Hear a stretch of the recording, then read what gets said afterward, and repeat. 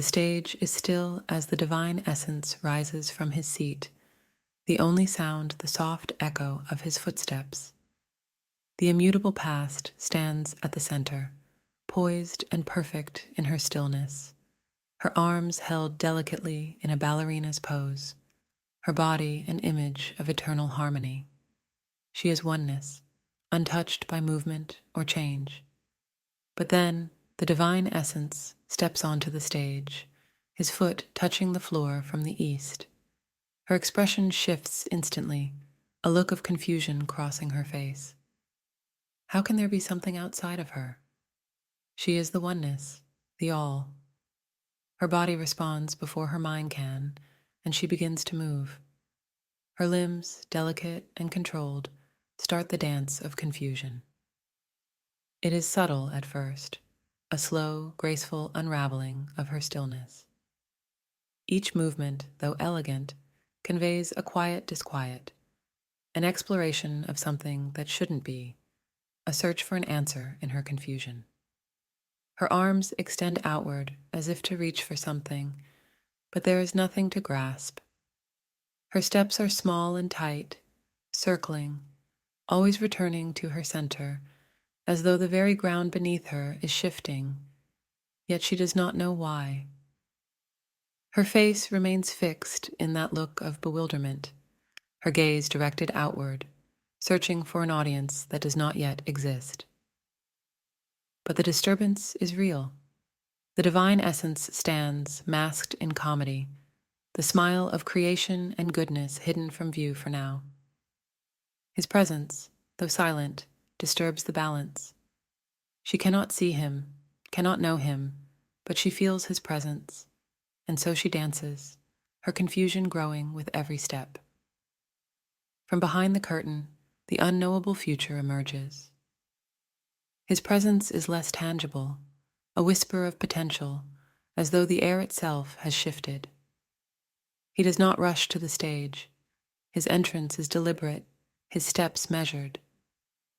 He moves quietly, purposefully, his eyes fixed on her, but he does not reveal himself just yet. He is there to solve her confusion, to restore her balance. His love for her, unspoken and unwavering, compels him forward. This begins the dance of resolution. The unknowable future moves across the stage, always behind her, unnoticed, unseen.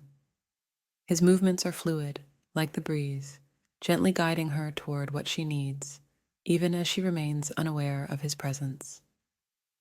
He moves toward the east, equidistant from her, opposite the divine essence. His motions are purposeful, a quiet love made visible through the dance. Every step he takes is to bring her peace, to end her dance of confusion. As he reaches his place, the spotlight softens around him, and for the first time, he reveals his mask.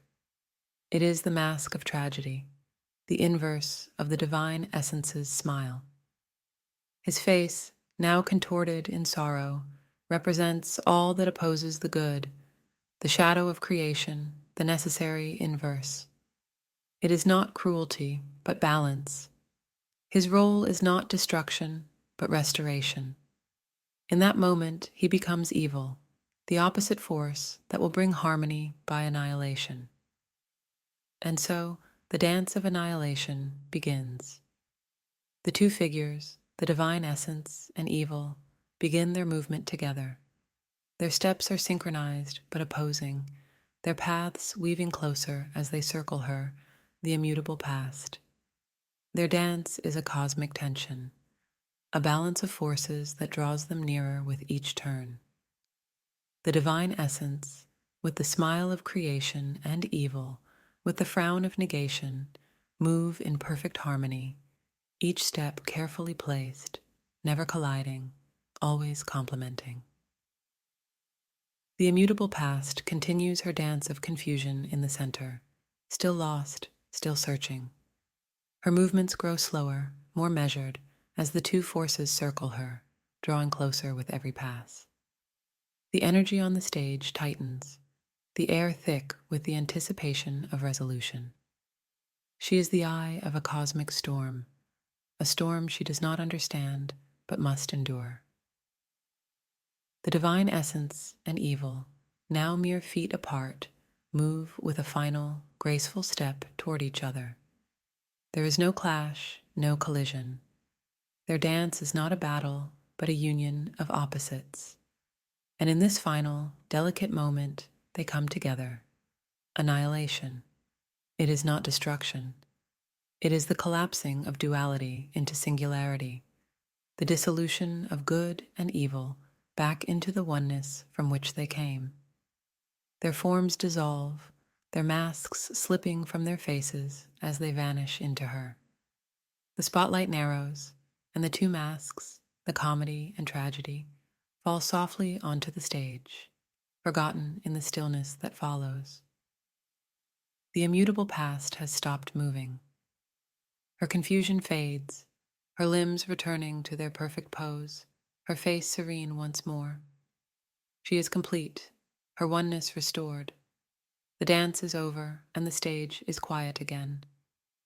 The divine essence and evil are no longer visible, their forms absorbed back into the oneness.